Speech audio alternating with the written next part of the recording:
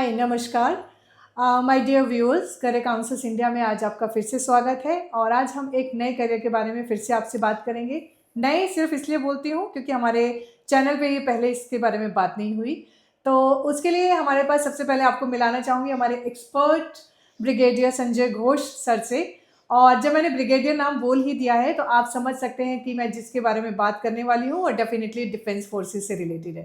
तो सबसे पहले सर आपका हम स्वागत करते हैं। धन्यवाद।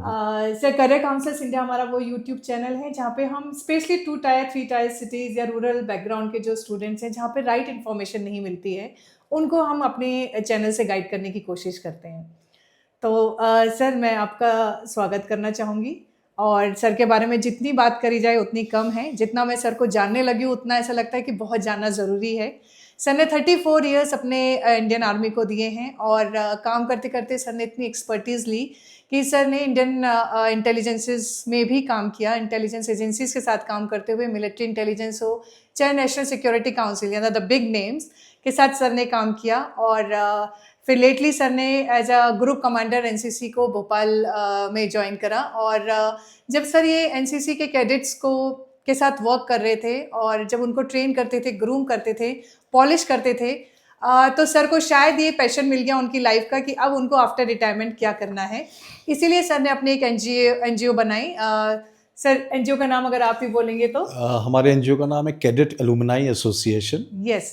तो कैडेट एलुमनाई एसोसिएशन में सर मेजरली कैडेट्स और स्टूडेंट्स के साथ वर्क करते हैं, उनको ग्रूम करते हैं, ट्रेन करते हैं, एम्प्लॉयबल बनाते हैं और एक अच्छी वर्कफोर्स तैयार करके जहाँ भी ज़रूरत है वहाँ उनको प्रोवाइड करते हैं। यानी एम्प्लॉयबिलिटी स्किल्स डेवलप करने के साथ साथ एम्प्लॉयमेंट अपॉर्चुनिटीज़ भी सर के यहाँ मिलती है। तो कैडेट एलुमनाई एसोसिएशन के बारे में हम आप लोगों के साथ लिंक में शेयर करेंगे। आप सर की वेबसाइट पे जाके ज़रूर देखिएगा उसको। और जो भी एस्पिरेंट्स हैं इस फील्ड में जाने के लिए, डिफेंस में जाने के लिए, वो सर को सुन सकते हैं और सर की एकेडमी को भी देख सकते हैं। तो सर, स्वागत करते हुए फिर से एक बार, क्योंकि डिफेंस फोर्सेस मैं जानती हूँ कि बहुत बहुत ज़्यादा एक करियर जो अपॉर्चुनिटी है, बच्चों के मन में बहुत इसके लिए एक लगाव है। पर जहाँ तक मुझे मालूम है कि स्टूडेंट्स इसमें मतलब कि I think I have heard only 406 seats NDA में होती है, नेशनल डिफेंस एकेडमी में। वेयर जो एप्लीकेशंस हैं वो शायद 6 लाख 7 लाख पर उसमें रहती हैं। यानी सिलेक्शन शायद सिर्फ 0.1%। जी बिल्कुल, 0.1%।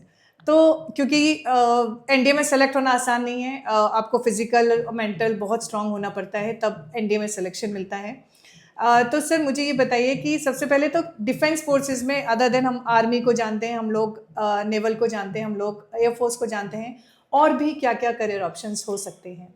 सबसे पहले अनुपमा जी, मैं तो आपको धन्यवाद दूंगा कि आपने मुझे यहाँ पे बुलाया। जी, thank you sir. Coming back to your question, okay, straight to the point. भारतीय सशस्त्र सेनाओं में जाने के लिए बहुत सारे माध्यम हैं। आपने एनडीए की बात की है जो कि 10+2 के बाद ही जाते हैं। राइट। लेकिन पिछले एक दशक में भारतीय सशस्त्र सेनाओं ने काफ़ी और तरीके अपनाए हैं एनडीए के अलावा, जिसमें कि नेवी, एयरफोर्स, आर्मी में भी 10+2 के बाद सीधे इंजीनियरिंग के लिए ले जाते हैं बच्चों को। और भारतीय सेना ही इंजीनियरिंग कराती है उनसे, वो एक है। उसके बाद ग्रेजुएशन के बाद यूपीएससी का एग्ज़ाम दे के आप कंबाइंड डिफेंस सर्विसेज के थ्रू आ सकते हैं, एनसीसी के थ्रू आप आ सकते हैं। फिर आप अगर बीटेक या बी है, ग्रेजुएट्स है इंजीनियरिंग में, तो आप बिना रिटन एग्ज़ाम के सीधे एसएसबी के लिए आ सकते हैं। Okay. So there are various type of lateral entries which have been promulgated by the Ministry of Defense for that matter to come into Indian Army. उसके बाद भी अगर आप कहीं से नहीं आ पाए भारतीय सेना में, तो टेरिटोरियल आर्मी एक है जिसमें कि सो कॉल्ड आप as a civilian you can join and do partial service and also lead life as a civilian. So अगर आप चाहें तो हमारे देश में ऐसे मंत्री हैं, कैबिनेट मिनिस्टर्स हैं, जो कि टेरिटोरियल आर्मी में हैं। अच्छा। और वो करते हैं पार्ट टाइम आर्मी में आके। और हम ऐसे लोगों को भी लेते हैं टेरिटोरियल आर्मी में, जैसे महेंद्र सिंह धोनी है, वो भी मेजर है, ठीक है, लेफ्टिनेंट कर्नल बनने वाले हैं। सो ये सब भी टेरिटोरियल आर्मी में। So there is scope for anybody and everybody. Okay as far as the rural people go, of course Agniveer scheme जो सबको पता ही है इस जी देश में, जी and that is the reason that it has been made that more and more people can join. Well, there's a time limit and there has been much debate about it, right but yes, it gives scope that more people can come in Right. at any opportune moment. Right right इसके अलावा when you see आपके questions के ऊपर कि भारतीय सशस्त्र सेनाओं में it is the seats are limited right because we have a certain finite number of army and we cannot take more than that. तो इसलिए वो फाइनाइट नंबर्स में ही हमको सीमित रहना पड़ेगा और उसके हिसाब से ही हम उतनों को ले सकते हैं. But yes, as our population has grown the competition has increased. Right अब कंपटीशन जब बढ़ता है तो आपको फिर मेहनत ज़्यादा करनी पड़ेगी उस कंपटीशन में आप खरे उतरें. And this is what is leading to that in our country today with the youth primarily as in today, they are facing a lot of challenges and competition Right. because of this population boom. And having said so, लेकिन अगर आप एक अच्छे नागरिक बनते हैं अपने बचपन से, then psychologically आपके लिए भारतीय सेना में आना ज़्यादा आसान होगा.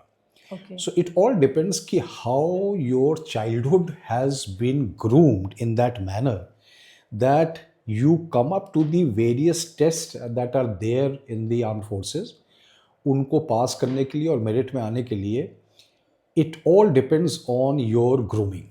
ओके और इसी वजह से शायद नेशनल कैडेट कोर, राष्ट्रीय कैडेट कोर जिससे आपने बताया, उसको देखते हुए फिर इस देश में हम उनको इस तरह से ग्रूम करते हैं जी ताकि वो साइकोलॉजिकल कंडीशनिंग उनके साथ हो सके और वो सफल हो सके ज़िंदगी में एक अच्छे नागरिक बनने में. जी हम ये हमेशा नहीं देखते कि उनको भारतीय सशस्त्र सेना में ही आना है, जी ना. लेकिन उनको इस तरह की ट्रेनिंग देने का प्रयास करते हैं हम लोग ताकि वो एक अच्छे नागरिक बन सके और उस नागरिक बनने से फिर देश का भला ही होगा. बिल्कुल बिल्कुल यही है. स्ट्रांग हमारी जनता रहेगी तो देश का भला ही होगा. बिल्कुल. तो सर जैसे कि आपने बोला, इसीलिए मुझे लगता है कि रिटन टेस्ट में तो बहुत सारे स्टूडेंट्स फिर भी क्वालिफाई कर लेते हैं, लाइक अगर मैं कहूँ तो 10% एटलीस्ट.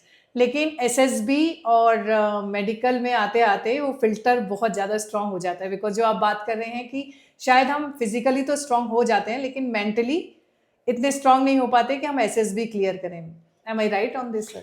आप बिल्कुल सही बता रहे हैं. सर्विसेज सिलेक्शन बोर्ड एसएसबी एक यूनिक टेस्ट है जो कि शायद हमारे देश में है और इस दुनिया में कहीं पे भी नहीं है.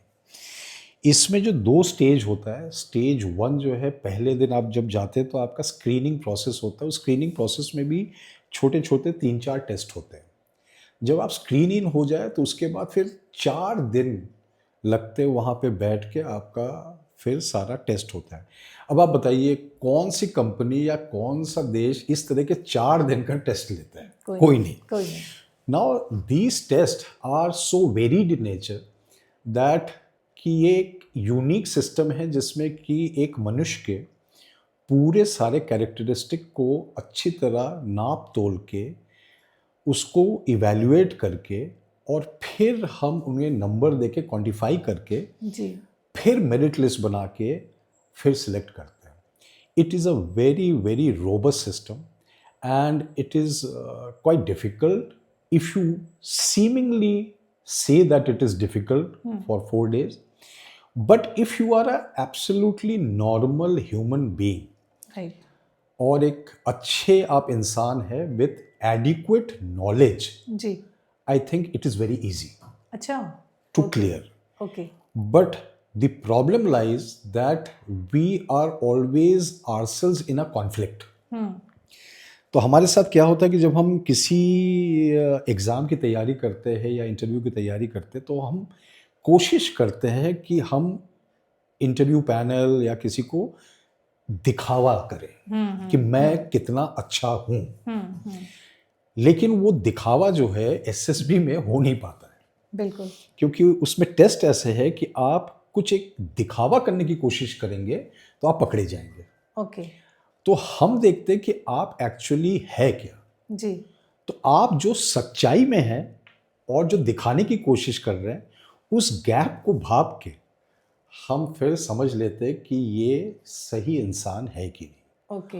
हमारा उद्देश्य ये है कि अगर आप एसएसबी, तो इंडियन आर्मी में ऑफिसर बनने के लिए होता है, तो जो ऑफिसर होगा, देखने में आप लोग को लगता है कि वो यूनिफॉर्म पहन के एक अलग रुतबे से घूम रहा है, लेकिन वो ऑफिसर इसलिए नहीं है। वो ऑफिसर है क्योंकि उसके नीचे और सैकड़ों लोग अपनी जान देने के लिए तैयार हैं। तैयार खड़े, बिल्कुल तो सही। क्या उसके अंदर वो काबिलियत है कि सबकी जान का संरक्षण कर सके ओह, और उसके बावजूद भी अपना काम पूरा कर सके? राइट। लेकिन अब अगर आपके अंदर ये काबिलियत नहीं होगा तो वो 100-200 जानें चली जाएंगी, ओके, और वो ज़्यादा दर्दनाक होगा, एब्सोल्युटली, ना कि आपके ऑफिसर बनने से। बिल्कुल। So that is why this system has been made like that, so that we get the best of the best. Right, right, and this is very necessary. Very necessary because we are dealing with lives right, and nothing else.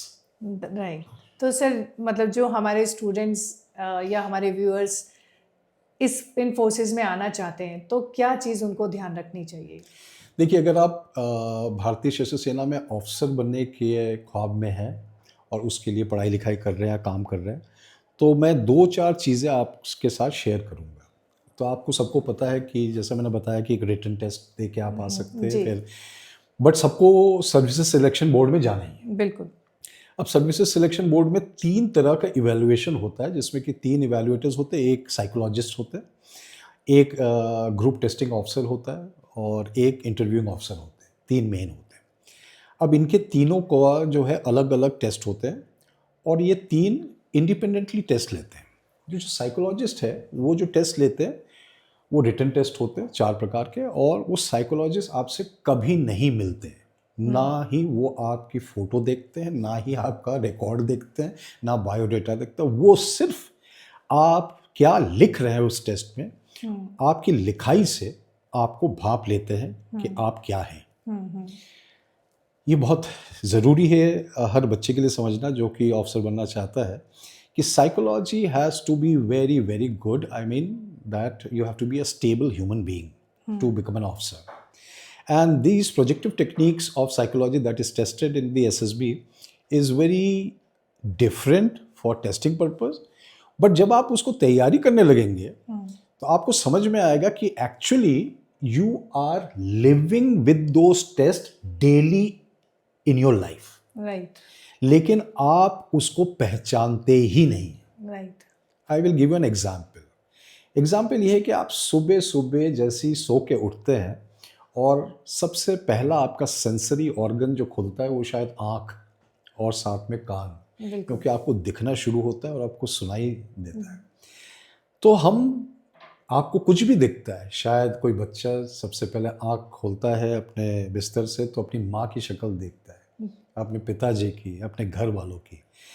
तो एक छवि आती है, उस छवि से उसके दिमाग में जो पहला परसेप्शन आता है और उस परसेप्शन को वो कैसे डील करता है, वही उस टेस्ट में देखा जाता है।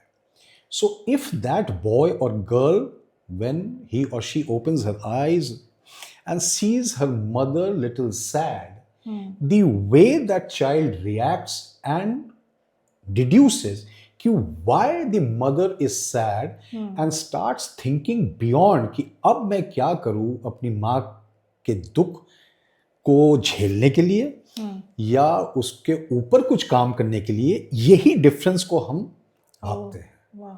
क्या वो अपनी माँ को दुखी देख के खुद दुखी रह जाएगा, या कुछ ऐसा करेगा कि उसके माँ के दुख को वो पार कर सके और उनको खुशी दे सके। सो अगर कोई मुझे वो बच्चा दिखेगा जो कि इस तरह का हो, दूसरी तरह का, कि दुख को देख के भी दुख के पार जाके माँ को खुशी दे सके, I will select that person. Right, ऐसे ही बच्चे चाहिए हमको। This is what we deal, and that is why you have to think positive. Right, So we say be positive, think positive. Now it is easier to say than do, because human nature is like that. And that is why I say that how you have been groomed, आप बचपन से कैसे बड़े हुए हैं और आपकी सोच विचार क्या है। तो आपके 3 तरह के स्ट्रेटा होते हैं माइंड में, अनकॉन्शियस, सबकॉन्शियस और कॉन्शियस। आप जैसे जैसे बड़े हुए अनकॉन्शियस माइंड में जो कुछ भरा हुआ है वो इस टेस्ट में बाहर निकल आएगा। ओके, आपके सबकॉन्शियस में क्या भरा है वो बाहर निकल आएगा। बिल्कुल अभी आप क्या सोच रहे हैं वो बाहर निकल आएगा। बिल्कुल। So your entire mind will come out in this test, okay, and with that I will judge you whether you are happy or not yourself, whether you are satisfied or not yourself, whether you are having criminal instincts or not. Because you see, we do this, we need to see whether you are mentally robust, strong, dependable. So many characteristics are there, and all these characteristics make you a good human being, right, and that is what we require. Absolutely, Who is balanced. If you can't handle yourself, then how can I expect you to handle 200 more Jawans under you absolutely, who are just going to give their lives on your order? So I cannot let 200 people die because you cannot handle yourself. Right, That is the most important reason that we have this in SSB, to see this balance of mind. Apart from that, there are various other characteristics when you sit with the interviewing officer. I think it is one of the most robust interview, because एक ऐसे interview जहाँ पे one person takes interview of one person. अच्छा, It is one to one, one two one, okay, and not very many. Okay, Okay. With very many also happens at a later stage for some few minutes. But this lengthy interview with the interviewing officer is minimum about half an hour to 1 hour.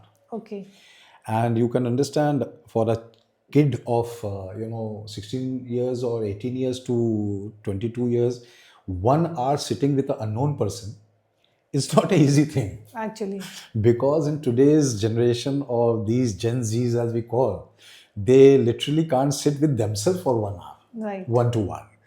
So that 1 hour discussing your life, your dreams, your career, academics, and various natures of hobbies, extracurricular activities, you name it, everything is discussed. So there are processes which are trained, these officers are trained and they evaluate what he's saying. But ultimately, the essence is, as I practice with various youth today, how truthful are you? अब इसमें क्या है कि जो word है सच बोलना, truth. Now we are taught by our parents and everybody when we grow up, जब हम बड़े होते हैं हमारे माँ बाप सिखाते हैं कि सच बोलना. तो हम ये सीख के बड़े होते कि ये सच किसके साथ बोलना है? दूसरों के साथ. बट एक्चुअली क्या होता है कि हम भूल जाते हैं, हम कभी कभी हम अपने से ही सच नहीं बोलते.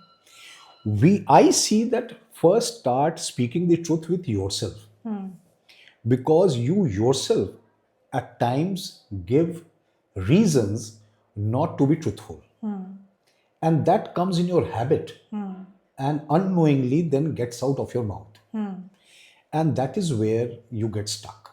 Okay, So the process in life to get successful, and I say not only for services selection board, otherwise for any job also, absolutely, is to start speaking the truth to yourself. Absolutely, So if you say कि मैं सुबह 6 बजे नहीं उठ सकता, तो you have to give reasons to yourself कि आप क्यों नहीं उठ सकते.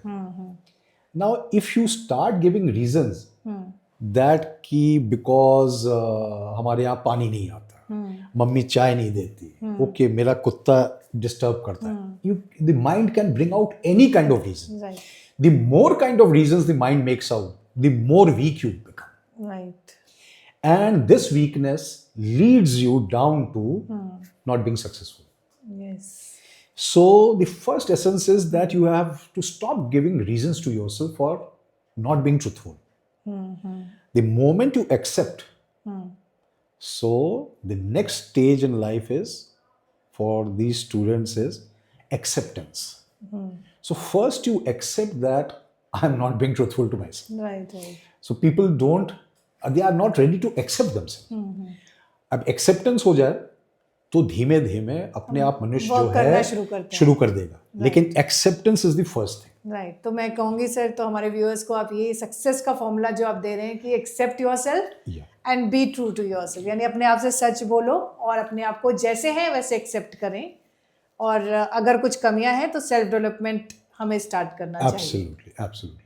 तो सर, जैसे हमारे शहरी बच्चों के लिए, हमारे अर्बन पॉपुलेशन के लिए तो बहुत सारे रिसोर्सेज हैं जहाँ पे वो ये सब चीज़ें सीख सकते हैं जो अभी आप सब बता रहे हैं, इनकलकेट कर सकते हैं, उनके पेरेंट्स भी बचपन से उनके अंदर ये चीज़ें डाल सकते हैं।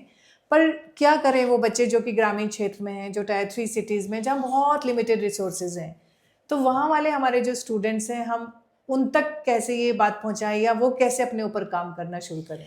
मैं तो ये समझता हूँ कि आज के जो बच्चे हैं जो ग्रामीण क्षेत्र से हैं, रूरल एरिया से, they are very lucky in fact okay, than before. Okay, और वो रीज़न ये है क्योंकि इंटरनेट का प्रोलिफरेशन। जी, तो आज अगर कोई लड़का या लड़की जो कि इस प्रदेश के अंदरूनी इलाके में है और ये समझता है कि भोपाल और इंदौर या दूसरे शहरों जैसा उसके पास माहौल नहीं है, उसको वो माहौल इंटरनेट के थ्रू मिल रहा है। Okay, the only thing that person has to do, उस बच्चे को करना है, इज डिटर्मिनेशन। ओके, हर चीज़ में अगर वो ये एक्सपेक्ट करेगा कि उसके माता पिता या उसके शिक्षक या उसका कोई आके उसको बिल्कुल चम्मच में रख के उसके मुंह में डाल के खिलाना है, ऐसा नहीं हो पाएगा। जी, रिसोर्सेज आर प्लेंटी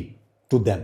ओके, आपको अपने अंदर डिटर्मिनेशन लाना है उसको ढूंढने का, अच्छा, और ढूंढने के लिए आपको कहीं ऑटो रिक्शा बस में जाना नहीं है, क्योंकि आपको सफ़र करना है इंटरनेट पे। बिल्कुल, और यहाँ तक कि बिना सफ़र किए लोग क्या है, आंख बंद करके पहले ही जंप कर देते हैं कि मुझसे ये ना हो पाएगा, और इसलिए कोचिंग ज्वाइन कर लेते हैं। मैं तो बोलता हूँ कि अगर कोई थोड़ा समय स्पेंड करे, आज की दुनिया में इंटरनेट पे इतने कोचिंग है, सब फ्री है, सब फ्री है। अब प्रॉब्लम आ जाता है कि एक बच्चा जिसको ये पता चल जाता है कि सब कुछ फ्री अवेलेबल है, उसके पास शायद ये डिसीजन डिलेमा आ जाता है, ये समझने के लिए इस फ्री में कौन सा सही है, करें क्या, हाँ, कौन सा सही है। जी, that is, I understand, is a challenge. Right, for that again, on that free medium itself, there are number of such people like you only who are there telling your way of things for them to understand that which should be taken. Right, अगर वो समझ उनको आ जाए तो I think they do not have to be इतने perturbed in life कि मैं गांव से हूं इसलिए मैं डिसएडवांटेज में हूं। नहीं है ऐसा। ओके, मेरे पास आज बहुत ऐसे लड़कियां हैं, लड़के हैं जो कि भोपाल के आसपास से हो, रायसेन, जबलपुर और अमरकंटक और कहाँ मैं नाम ले सकता हूँ, जहाँ से कनेक्टेड है, ओके, और वो इंस्टाग्राम में कनेक्ट करते हैं। ये सोशल मीडिया उनको ज़्यादा आ गया मेरे से, जी, और ब्लॉग्स में अपना क्वेश्चंस डालते हैं, जी, और उनको समझ में आ गया है कि look, without spending money we can get help. Okay, Okay. And you are getting help. Like yesterday only, I was first time approached by a girl from Indore, and online I was just telling her, a boy from Itarsi, अच्छा, both of them together. And this it said, हमें क्या भोपाल आके रहने की ज़रूरत? मैंने नहीं, आप जहाँ हैं ठीक है, बस आप करिए। But if you are going to think that I will come to your house and do it for you, then you will not succeed. Right, And the person who gets that, he is successful even being in a small place like Chhindwara. Right, right, बिल्कुल सही, And people are getting out. I have got my best boy, he's an army officer. He was from Riva, अच्छा, from a small college over there. Okay, And he came with the stars in the eyes. Because in his college, in a small place, Riva and satellite places of Riva, he was the hero. Till he realized and came over here that he is zero. So his ego took a hurt. And then he realized, and I groomed him that, okay, now you have realized you are zero. So now you can't go to negative. Definitely. So you have a better life because you will only rise. Right, right. But the person who thinks I am already 90, he has too much of danger of going to 80 and 70 and 60. Right, right. So that boy today from Zero zero, से hero. he is now a Gurkha regiment officer. Wow. And I love him a lot and he is still grounded. Very nice. And he's तो still grounded. Sir ने बोला कि zero से hero का सफ़र आसान है, but determination और जज्बा होना चाहिए और सर जैसे कोई मेंटोर होने चाहिए। तो सर को आप लोग ज़रूर फॉलो कीजिए, जो भी डिफेंस फोर्सेस के साथ अपना करियर बनाना चाहते हैं वो लोग, और जो नहीं बनाना चाहते उनसे भी बात करेंगे सर, क्योंकि जैसे कि बहुत सारे बच्चों का नहीं होगा सिलेक्शन, तो जिनका नहीं हुआ सिलेक्शन फिर वो क्या करें, मतलब कैसे, और हाँ जी क्या और ऑप्शन हो सकते हैं? ये बहुत ही अच्छा सवाल है। मैं तो सारे बच्चों को ये बताऊंगा कि आप ज़रूर अपने ज़िंदगी में अपने ड्रीम को जिए जी। Don't leave the dream ab initio, but yes वो जो सफ़र है उसको, जर्नी को इतना प्रोलॉन्ग मत कीजिए that you later become unhappy yourself. सही बात। और you start living in regret. No, I would suggest a via media in that journey. You should calculate that how long my journey should be. Okay. There is no journey which is unending. Unending journeys जो कि आप बोल सकते हैं कि जो आप science fiction movies देखते हैं ना कि आप सितारों में चले जा रहे हैं तो चले जा रहे हैं जी, वैसा मत कीजिए। You give yourself time कि okay, I will pursue my dream of being a UPSC civil servant aspirant and I will give 3 years. अच्छा ठीक है, आपने टाइमलाइन एक डिसाइड कर ली। कर लीजिए। And those 3 years you work as much as possible for your dream and do your best. Thereafter बीच में डावाडोल मत होइए। 3 साल के बाद you had already told yourself, 4th year you start your plan B.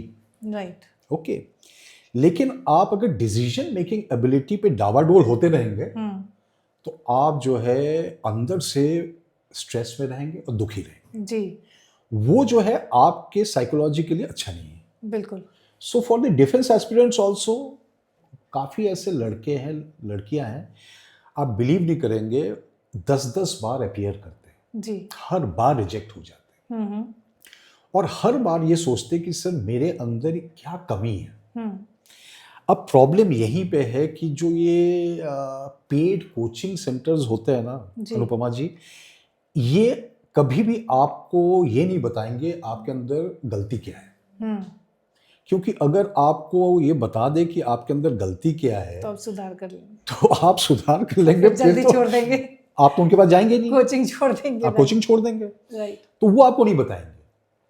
लेकिन मैं कोशिश करता हूं कि पहले ही साफ, आपको थोड़ा मतलब बुरा लगेगा जी, 2 दिन आप दुखी रहेंगे, शायद आप डिप्रेशन में थोड़ी देर के लिए चले जाए, लेकिन आपको सच का सामना हो जाएगा। आप बने ही नहीं है सिविल सर्वेंट एस्पिरेंट के लिए। ओके। मैं लाइव एग्जांपल बता रहा हूँ, मेरे पास एक बहुत ही वाइब्रेंट लड़की है जी, जिसको मैंने पहली बार देखा था एक कैंप में स्टेज पे डांस कर रही थी। ओके। तो मैंने कहा ये लड़की बहुत अच्छा डांस करती है, इसको लाइए मेरे पास, ये अगले इवेंट में शौर्य स्मारक में चीफ मिनिस्टर के सामने मैं चाहूँगा कि ये डांस करे। जी। तो उसने किया। फिर मैंने उससे पूछा कि बेटा आप क्या बनना चाहते हैं? As like any other youth of today sir, civil services exam. I said okay. So I sat with her and talked for some time and then told कि okay, you prepare for civil servant, but don't give up your dancing. She said, okay. So she was a very vibrant girl, lovely. Today, she is one of the best aerobic instructor. Oh. She teaches oldies, youngster, wedding planners, dance सिखाती है, fitness instructor है, and she is a entrepreneur. Oh, wonderful. And she is doing well. I think जो civil उसके साथ के batch वाले अभी भी सिविल सर्वेंट नहीं बन पाए। अच्छा। But I can see her that in the last 2 years she must be having her own good bank balance. Okay. So She has established herself. she has established herself. Wonderful. So today when I meet her, I feel happy, and she sees me, she smiles at me, sir, you were correct. Right. I said, okay, but I said I was not correct. You You were were correct in correct. taking the correct decision at the correct time. Right. Right. तुमने अपनी journey जी ली, जी. Civil servant बनने की भी, Right. और तुमने सही journey जी वो 6 महीने की. राइट राइट तो मतलब मैं जो आपकी बातों से मैं ये समझ पा रही हूँ कि हम हमारे व्यूअर्स को ये बताएं कि अपना खुद का एनालिसिस करें या इवैल्यूएशन करें और राइट इवैल्यूएशन करें. अगर आपको लगता है कि वो सारी चीज़ें जो सर ने बताई है एक बहुत strong psychological bent of mind and physical built up as well, तो शायद आप डिफेंस फोर्सेस के लिए अच्छे हो सकते हैं, कॉम्पिटेंट. लेकिन अगर नहीं है, आप जानते हैं कि आपकी सच्चाई क्या है, तो सही डिसीजन लें. और अगर नहीं ले सकते हैं तो बहुत सारे मेंटर्स अवेलेबल हैं, आप उनसे बात कीजिए. Definitely. Am I right sir? You are very correct Anupama ji. हमें चाहिए कि हमारे जितने भी आज के बच्चे हैं उनको हम इस तरह से सक्षम बनाएं, उनको सच अपने आप से बोलना अपने आप से बोलना सीखें, ताकि वो अपने आप को पहचान ले, बिल्कुल अपने स्ट्रेंथ को, और उसी रास्ते पे चले. बिल्कुल.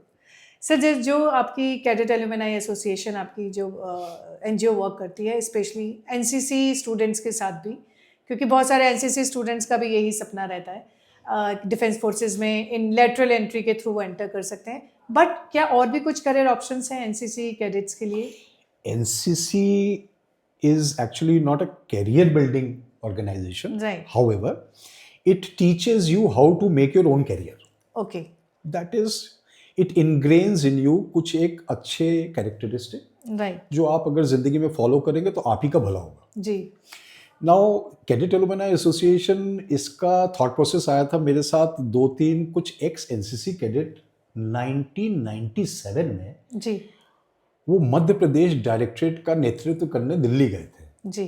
तो उसमें से एक लेडी है, बहुत ही अच्छी दोस्त बन गई वो, रूना आशीष. वो उन्होंने मुझे एक दिन बॉम्बे से फ़ोन किया. जी. उन्होंने बोला, सर हम लोग ना कुछ लोग गए थे 1997 में, अब हम सारे मिलना चाहते हैं, तो भोपाल में मिलेंगे, आप हमें मदद कर दीजिए. हमने कहा तो इसमें मेरी क्या मदद चाहिए?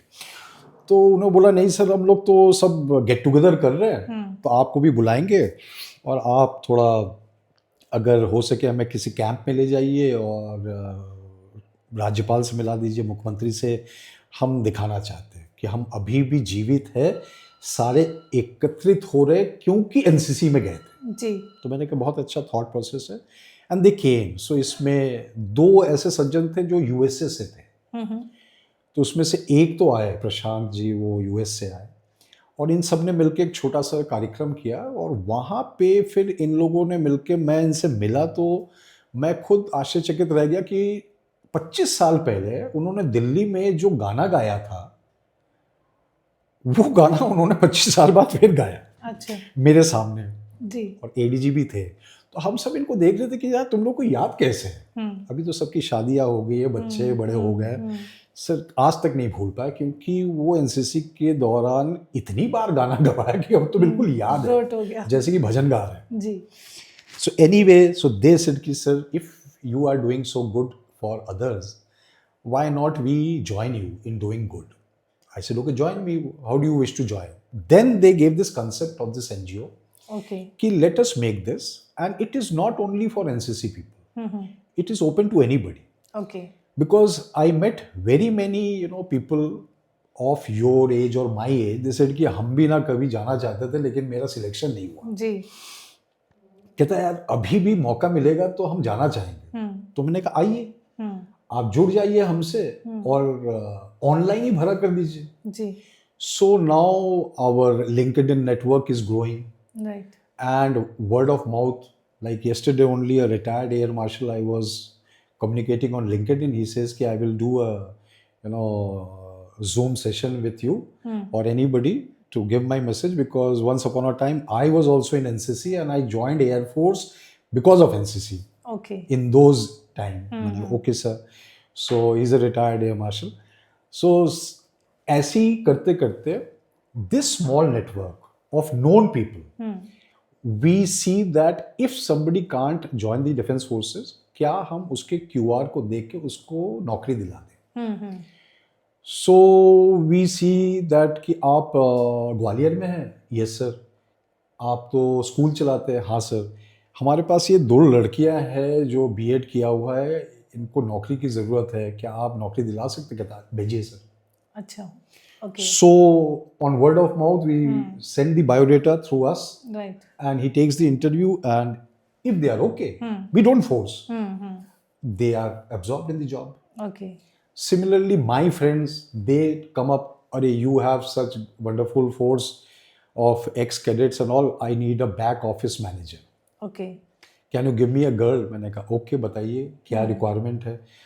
सब पढ़ी लिखी होना चाहिए, ये इंटरनेट आना चाहिए, ईमेल ड्राफ्ट कर ले, I will pay whatever is the market and with your recommendation I will pay little more.